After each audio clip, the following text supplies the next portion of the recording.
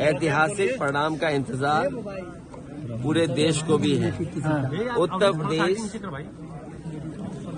आने वाले चुनाव में सबसे बड़ी भूमिका निभाने जा रहा है और मुझे उम्मीद है कि जनता निर्णय लेगी और भारतीय जनता पार्टी का सफाया उत्तर प्रदेश से होगा।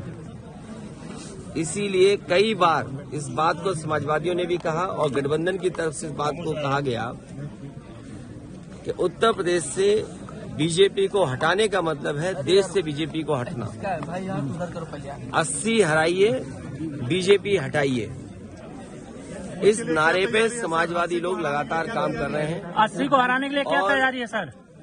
पीडीए ही एनडीए का मुकाबला करेगा। पीडीए ही मुकाबला करेगा एनडीए का।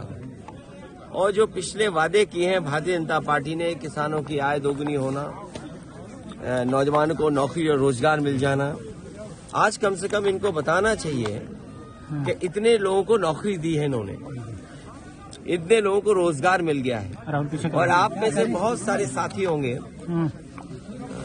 बड़ी बड़ी मैगजीन अगर आप देखें, टीवी अखबार देखें, विज्ञापन तो बड़े बड़े हैं और सदन में सरकार ने कहा कि 40 लाख करोड़ के एमओयू हुए हैं। अगर 40 लाख करोड़ के एमओयू होंगे तो कम से कम आजमगढ़ में नहीं तो मऊ में नहीं तो जौनपुर नहीं तो बनारस, और बनारस नहीं तो गाजीपुर, बलिया या कम से कम गोरखपुर में इन्वेस्टमेंट तो आया होगा। 40 लाख करोड़ और on the floor of house कहा मुख्यमंत्री जी ने कि 40 लाख करोड़ के एमओयू हुए हैं और उद्योग लगने जा रहे हैं। जिस सरकार के 2 साल यूं ही गुजर गए हों, तीसरा बजट आने वाला हो और उसके बाद जमीनें चिन्हित कर रहे हो कि हमें जिलों में जमीनें चाहिए तब इन्वेस्टमेंट आएगा, तो जिस सरकार ने तैयारी नहीं की, मुझे नहीं लगता है कि इन्वेस्टमेंट आएगा।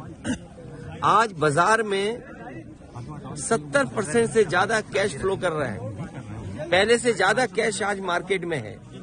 जिन लोगों ने ये कहा कि नोटबंदी होने से भ्रष्टाचार खत्म हो जाएगा, आपने, हमने, सबने तस्वीरें देखी हैं और मैं धन्यवाद देना चाहता हूं तमाम अपने यूट्यूबर्स को, चैनल के लोगों को, जिन्होंने झारखंड में जो पैसा पकड़ा गया उसकी तस्वीरें, उसकी वीडियो दिखाई।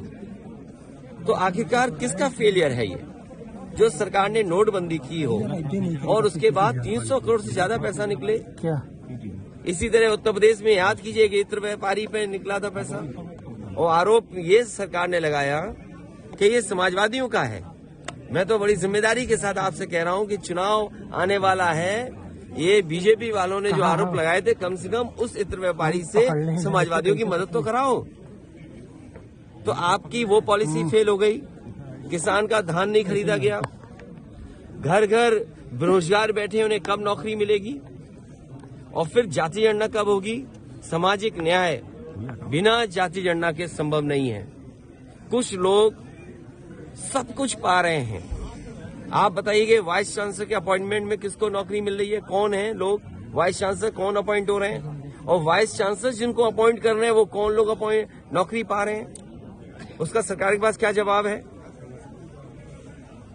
तो जो आंकड़े बता रहे हैं देश के, वो आंकड़े दूसरे तरह के हैं और हमारे मुख्यमंत्री जी कहते हैं कि $1 ट्रिलियन इकोनॉमी बनाएंगे। अंग्रेजी में तो इसलिए बोलते हैं कि आपको समझ में नहीं आए। जैसे उन्होंने कहा जीरो टॉलरेंस कानून व्यवस्था में, इसी गांव के आसपास, इसी विधानसभा के आसपास, दूसरी विधानसभा में, बताओ एक